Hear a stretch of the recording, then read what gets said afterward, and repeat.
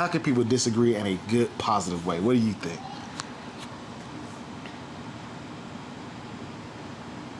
I didn't say that. So instead of you hanging up the phone and, I don't know, I guess you had a conversation with yourself and changing our plans. I mean, it's not hard just to talk to me. Oh, well, let me call and change the plans and tell them not to come.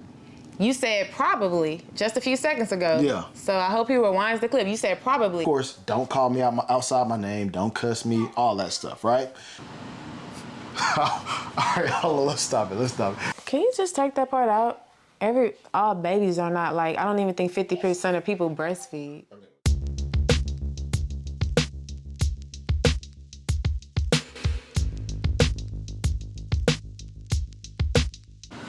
Hi, I'm Reggie. This is my lovely wife, Zoe. We're the founders and creators of the Love Never Fails podcast. We're here to give you another episode, and we got some good stuff to talk about today. We're going to be talking about communication. Now, we know communication is one of the biggest, most important, and controversial things when it comes to a marriage. So we're going to give you some tips, give you some pointers on things that you can do, and just kind of talk about ways that we've handled it, whether good or bad, when dealing with communication. So to get started, we're going to talk about what are some ways that people can disagree in a good way. How can people disagree in a good, positive way? What do you think? Stop being weird! I think that you have to take your partner's personality into consideration, the way that they view things, their perspective, so that can determine how you come at them when you're coming to tell them that, you know, you disagree with something. Because if you just come and say, hey, I disagree with this, and your partner's the type of person that takes everything as criticism, then they might immediately get defensive. So you might want to take into consideration how they perceive you, the mood that they're in, and yeah, just their perspective on the topic that you're talking about. I like that. That's really good. I feel like I agree with what you're saying. You have to know who this person is, or maybe pick a right time to talk to that person. Something that I thought about was you got to be strategic when it comes to communicating and disagreeing. You know, I feel like that's so difficult when emotions are high, or when there's something that comes about that may bother you, or something you really want to talk about, or that you press to talk about in the moment. All right, so I want to get into something that happened today. So I'm gonna set the ground for it. So we both coming off work. My wife called me. We supposed to be setting up for this video today, the video we're making right now. And she called me. I'm on the phone. We just get off work, and she said, "Hey, what's going on? What you doing?" And I was like, "Nothing. I'm about to go pick the kids up." And that's it. You know, it's quiet. I said, "All right, I'm gonna call you later, or I'm gonna talk to you whenever we get home. I see you when we get home." So I get home, and on my way home, I see a text message that says, "Hey, you know, we're recording this video, but if the person recording don't come over, let's go over to somebody's house. It's their birthday today, and we can hang out with them." So I'm like, okay, cool. In my mind, I'm thinking, you know what? She sent me that message. She probably wants to go hang out with them. I'm cool. Let's do that. So I call them up. I say, hey, you know, we may go to this birthday party. We may not record today. You called who? The videographer? The person that's supposed to be doing our videos. Okay. So I said, okay, hey, we may end up doing it, you know, tomorrow because we can't do it today, right? I called my wife, and I'm like, hey, I just talked to him. He said it's okay. We could do it tomorrow. We don't need to do it today. And then she gets a complete attitude with me. Complete attitude, right? And says, oh, I'm not communicating. I don't want to communicate properly. And just start going left. So explain your perspective on that. Why did you instantly get mad? Why'd you get bothered? Whatever. Because no one told you to call and change our plans that we had already made days in advance. You sent me a text message. Mm-hmm. You said in a text message, if they don't show up, let's go to the party. Right. If. Yeah, but my thing is, the person ain't never not shown up. I didn't say if they didn't show up. I said, if he's not coming, then we can go here. Mm-hmm. To you, that meant, oh, well, let me call and change the plans and tell him not to come. You said probably just a few seconds ago. Yeah. So I hope he rewinds the clip. You said probably. So you thought that to yourself, and then you called and changed our plans without talking to me. You could have just stayed on the phone and talked to me about our plans instead of you hanging up the phone, thinking something in your head and making a decision on your own. I didn't get the message until after we got off the phone. That's when you sent the message to me. Because we weren't on the phone anymore. You wanted to get off the phone. So I was like, all right, bye. And so then you started thinking something instead of calling me back. Okay, so here's the thing. I got the message. The message says, if they don't come, then we can go to the party. Right? So I'm like, okay, well, the only way that I can answer that question is if I call the person. So I call the person, see, hey, are they able to make it? Whatever. They said they could make it. I was like, well, we were thinking of maybe going over and hanging out with this person for their birthday. Right? So that's what I'm saying. There's nothing wrong with that. Yeah, so you So changed where's the the plans. All I said is, if he's not coming, then we will go here. Okay. So you called and he said, yes, I'm coming. So then that means we weren't gonna go. But then you decided yourself to change our plans and tell him that we were gonna go somewhere else. That wasn't the plan. It was just figuring it out. So look, here's the whole point of bringing this up, right? I want to bring this up because when we look about situations and we go through communication, everybody has different ways that they see situations.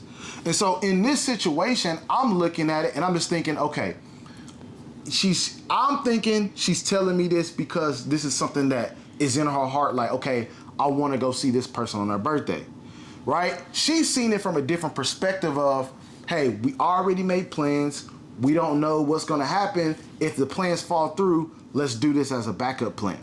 And so to merge it and to have that better line of communication, like you're saying, okay, I could have handled it better on when you called me on the phone. Maybe we could have stayed on the phone and talked longer on the phone, and then we could have addressed the situation and talked through the situation on the phone, and then maybe it wouldn't have got bigger or gone to a different state or whatever, right? So how do you think in that situation, outside of, okay, staying on the phone, how can we handle that better in our communication with each other?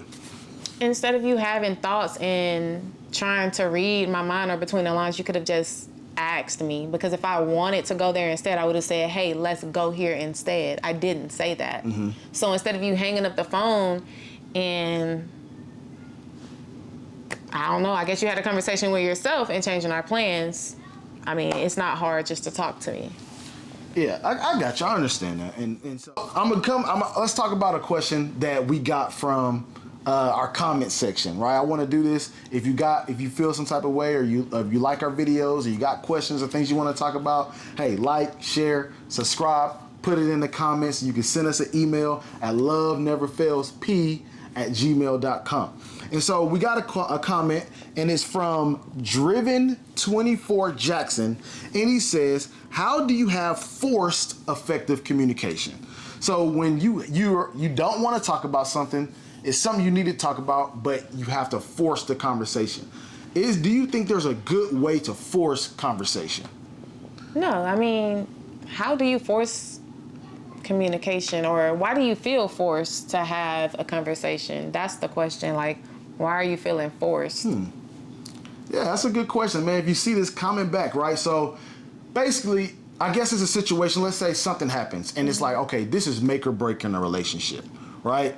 And if I don't have this conversation, I just don't know what I'm going to do. Maybe somebody said something to you. Maybe a friend brought something up to you. Maybe the person hurt your feelings in a way you're like, I got to have this conversation. Okay. It may be uncomfortable, you know. And I think that goes along with what we've been saying is being strategic, finding those specific times in your relationship, or finding those moments where y'all are comfortable, where their guard is down, and not feeling like everything has to be addressed or fixed right away. But what if the other partner is forcing them to talk about it right then and there when they're not ready? I think that's what he was asking. Okay, so let's say for me, and if I'm in a situation, my back's up against the wall, and you're like, Reggie, we got to talk about this. You're kicking me out of my sleep and waking me up in the middle of like making me talk about something, right? Mm-hmm. There's a good way and a bad way to go about this thing, all right? I can't say I handle it good every time. I get frustrated. I'm like, look, it ain't that serious. We ain't got to talk about this. Why are you bringing this up to me? Go that way. Or it goes, well, all right, we're going to talk about this. What's going on? I think it takes a level of being humble. You know, so much we kind of get full of ourselves or how we feel in the moment or our thoughts about the moment, and we don't take time to think about what somebody else feels and what they think or what may be important to them. And I think that's kind of what's important. Like, I have to get out of myself and say, okay, it may not be a big deal to me, but it's a big deal to you or to the person that's talking about it. I think that'll work. Yeah. So, and that brings me to something I want to say. It's like, as a man, you know, we have to make sure that we are leading. And you got to lead in every aspect. So that means if conversations or things are not going well in the marriage, as far as the way y'all talk, the way y'all handle situations, you have to evaluate, what are you allowing to happen consistently? What ways are you showing communication? What ways are you stepping outside of yourself to show love and show understanding to your wife? I got to look back at so many times and things that's happened in our marriage, and I have to look at, how am I handling it? Am I, you know, getting upset when she gets upset? Am I taking things to levels that I shouldn't take it, or am I bringing things down and allowing myself to not be emotional and take myself back? So just a little bit of advice for the men. All right. Yeah. What you got? You got anything on that? Yeah, even if you feel like something isn't important to you, you have to think about how you would feel when you bring an important topic up to your wife and she thinks it's unimportant and doesn't want to talk about it. So just give her that same respect that you would want. Because it wouldn't feel good, right? It doesn't feel good either way. Like, if I'm like, man, I really want to tell you this, and you blow me off. Right. So the same respect. I understand that. So I'm beginning this on. I was talking to one of my friends, and we were having a conversation. And he said he has somebody he knows at his church, and the guy, his daughter is kind of at the age where she's getting out of high school, getting into college, and the dad really wants the daughter to get into a career field of engineering or nursing or whatever. And so he was having a conversation with the daughter, and the daughter said, you know, what I really aspire to be is a stay-at-home mom. And it got me to thinking, like, how would I handle that if my daughter came to me and said, Dad, you know what I really want to be is a stay-at-home mom. So I'm going to start to ask you, right? Let's just start with our daughter. We have a daughter, and she comes to you and says, Mom, I aspire to be a stay-at-home mom. How do you address that? What do you say to her?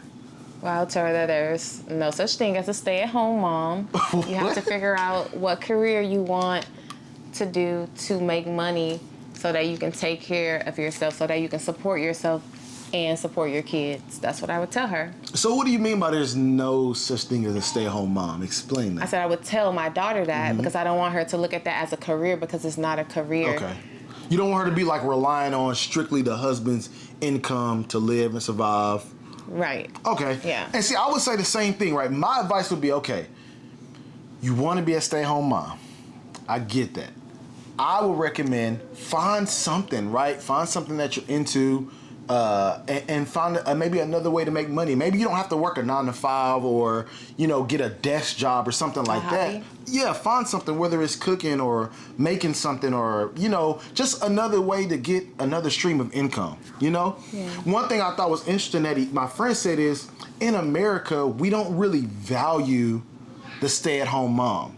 And the reason he was saying that is, he was like, if it was him, what he would do is kind of start grooming his daughter to learn how to do certain things, right? Whether it's how do you balance a checkbook, right? Or what are some upkeep, some things that you may need to handle to help out, like building certain skill sets. If you want to be a stay-at-home mom, building certain tools that you have to do that. Maybe how you nurture a baby, or how you know, certain things that you can do at home. You know, what do you think about that? Like, do you feel like that definitely. We don't value stay-at-home moms in America?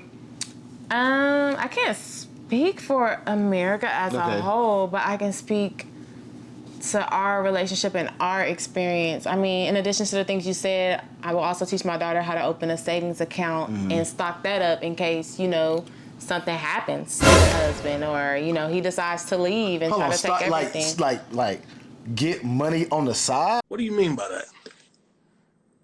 Like Absolutely. a separate account? Absolutely. Does the husband know about this account? Or? He can, but he won't have access to it. Hold up. Wait a minute. Something ain't right. Hold on. That's crazy. You would tell your daughter, our daughter, to say, if you got a husband, Absolutely. you should have a separate account. No, I would not leave my daughter out to dry. That's crazy. She has to be equipped. That's crazy. You wouldn't tell your daughter?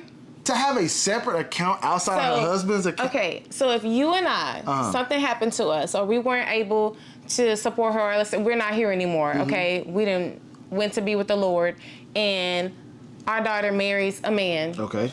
She has kids. She's a stay-at-home mom. She doesn't have a savings account. And he up one day decides to leave her. That maybe they're in their 40s or 50s. And he up and decides to leave her and marry a 20 or 30-year-old.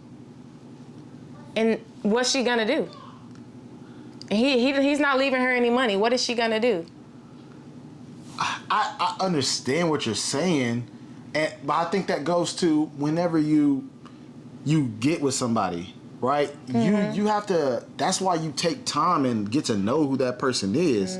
Right? Like, yeah, things happen, but I think that's a lot of deception, and I don't think you want that within a marriage. You don't, but it's not always that people take the time to get to know the person, so. But that's why we're having this podcast, and we're going to give her these tools. The lesson is take the time to get to know the person that you are getting married to. Then. That's the lesson. You got to take that, you have to know that. You can't just marry somebody and then you don't know what they'll do or their values. But people change. You never know what somebody will do depending on life circumstances. Okay. So, I mean, you always want to have like you said, she could get a hobby and I think that she could have her own savings account.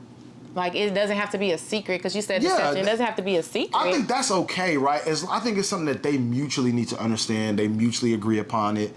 And I think that's something as a man, you should do that already, especially if you have your wife is a stay-at-home mom, she's taking care of the kids and all that. You should be putting money away and having something that you're leaving behind for your family. Now, I want to ask you about your own personal experience, right? You had a small stint in your life where you was a stay-at-home mom.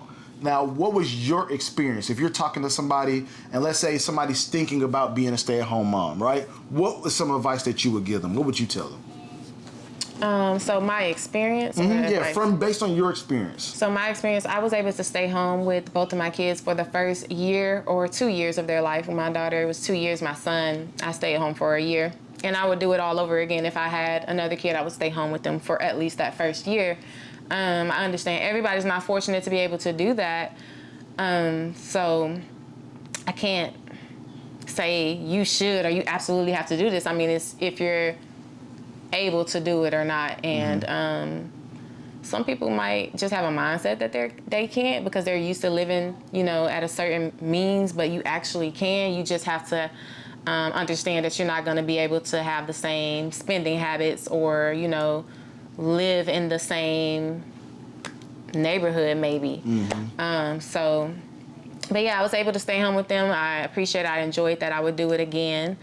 I would just not look at it as a long-term plan unless you are that financially stable, because some moms never want to send their kids off to school. They want to homeschool. And if you want to do that, there's communities out there that are available. There's Facebook groups of moms that also stay at home and they do homeschool and they do play dates. So it's not like your kids will never have friends. They do play dates and things like that. So it's definitely possible, and I think a very fulfilling thing that you can do, especially if you feel safe in your relationship, your husband's going to take care of you, or you're just financially set. I'll say from a man's perspective, if y'all are thinking about figuring out, okay, do we want the wife to stay at home with the kids? It's a great option. I think kids, especially the first year, 2 years, 3 years of their life, develop much better at home. But you have to be mindful and you have to plan things out, especially if you're not making a ton of money. I mean, most of us are not making $1 million, right? So be mindful, plan out your bills, see what y'all have coming up, and just make sure you take those steps to do that. Men, also understand, it don't matter how strenuous your job is. It don't matter how hard you work or how many hours you work. When you get home, your wife is going to say, hey, here's the baby, right? Because she's been at home all day with the baby. She's been dealing with the baby crying, pooping, all that type of stuff, right? So as soon as you get home, just know it don't matter what you had going on. It is now you on baby duty. So just understand, when that happens, be mindful, talk through those things, and make sure that your wife is okay with that. That's a life that she wants to live. And make sure you have those conversations on, hey, are you desiring more? Do you want to get out the house or get a job? Like, how can we do this? How will we do daycare if that's an option that you choose to go through, you know? One last question before we end it. How, just a quick thing of how do you think having that first child, how does that affect a marriage? Let's just talk about the initial baby. We'll get into the other babies and stuff later, but how do you think the first kid, how does that affect just the dynamic of a relationship?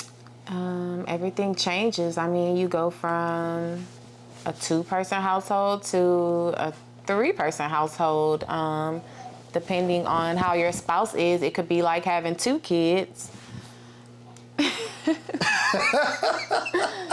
just depends on how your spouse is. But I mean, a lot of things change. You have to be more specific in that question. I'll say for me, right, the first thing I think of, right, is number 1, sex life. That's what I'm gonna think of off top, right? When you don't have no kids, I mean, you can do it anytime, every day, whenever you want, right? Mm-hmm. Soon as that first baby comes, I promise, like, babies have this like sixth sense of knowing when you're ready to do something. Mom, mommy, mama.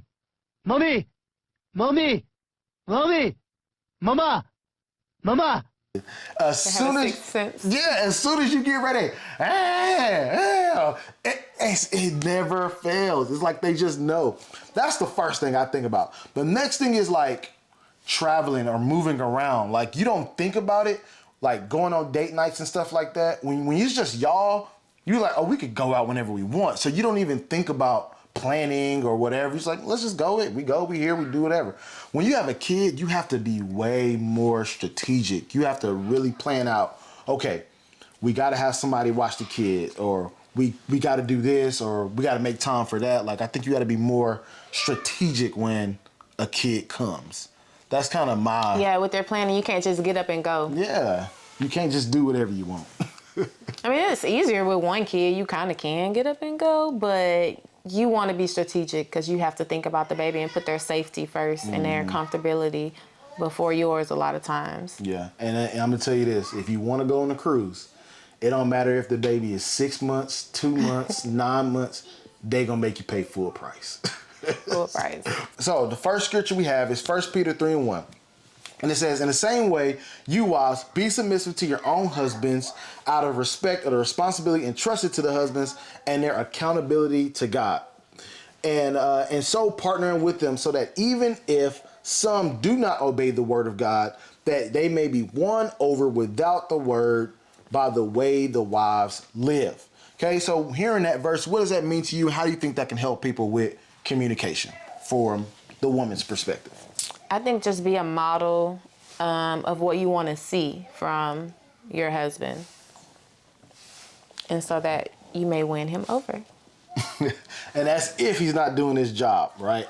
And if he is doing his job, if he is leading or he is a man of God, you know, it tells you to be submissive and just being able to allow him to take lead and take charge. And if there's something that he's saying or things that he wants to get out, respect his voice and then allow him to say what he has to say, and then y'all have respectful conversation. I think that's a big part of it, is men need respect, you know, and that's biblical as well. What does respect look like? For me, especially when it comes to communication, right? Respect to me is, of course, don't call me outside my name, don't cuss me, all that stuff, right? And allow me to get out what I gotta say, and then I'll feel better or more inclined to hear what you have to say. Like, if I'm talking, I don't want you to just constantly cut me off or disregard what I'm saying, or, you know, raising your voice and all that. Like, we can have a conversation, me and you, and just talking. Does that sound? Yeah, getting out what you have to say, but then you also have to make sure the person is understanding what you're saying and receiving what you're saying. So if you talk for 10 minutes straight and then you let somebody respond, they might be responding to one aspect of what you said, rather than if you just talk for 30 seconds and then get some feedback. Are you understanding what I'm saying? Or what is your perspective? What did you hear when I was talking? That's better communication to me than if you talk for 10 minutes and then you're like, now you can talk. It's like I got you. everything just went out the window. So just being able to have some back and forth dialogue between one another. Making sure that they're understanding what you're saying and receiving it so that your point gets across. I got you. Okay, and the next scripture we have is 1 Peter 3:7, and it says, husbands, likewise, dwell with them with understanding, giving honor to the wife as the weaker vessel, and as being heirs together with the grace of life, that your prayers may not be hindered. When you look at that, right, and God is saying that he will, or he could potentially hinder your prayers based on the way you handle your wife as a husband. And so we have to be mindful and understanding that our wives are different than us, and we must handle them and deal with them with understanding. And so when it comes to communication, there's going to be times where I know I say, man, I don't understand where she's coming from. I have to take a step back and say, okay, Lord, help me understand. Help me be more attentive. Help me be more patient. Help me be more loving. And I have to take that time to understand her and make sure that I'm honoring her, honoring who she is, honoring her thoughts and her perspective and the way that she goes about life, because she's a woman. She's going to handle things differently than I am, or think about different things, or have a different perspective. And it's my job as a man to honor that and respect that. What do you have to that? I like it. I mean, I think you have to honor and respect anybody for who they are, what their position is, in order to hear from them, you know. The same with God. I mean, what does your prayer life even look like? If you can't sit and listen to your wife, the person who you're supposed to love the most, and have effective communication with them, then what does your prayer life really look like? Like, are you receiving the answers from God that you're supposed to receive? And so that's just what I think about. That's good. That's good. And that's where it starts. It's going to start with your prayer life. It starts with how you able to handle yourself, your inner thoughts, the way that you feel and think about things. And I want to say, you know, listening or reading this verse, it definitely gives me conviction, because there's times I don't handle you with the understanding that I should. So I want to apologize to you and say, look, I'm going to do better. I'm going to be more patient. I'm going to be more understanding, and just take a step back and not just react on my first thoughts or my first instincts, or, you know, and not get so caught up in the moment or what's going on, you know, like I'm going to do better with that. Appreciate that. All right. So finally, remember, dream like you never failed. Laugh like you never cried. Love like you never hurt. Love never fails. Like, share, subscribe. Thank you.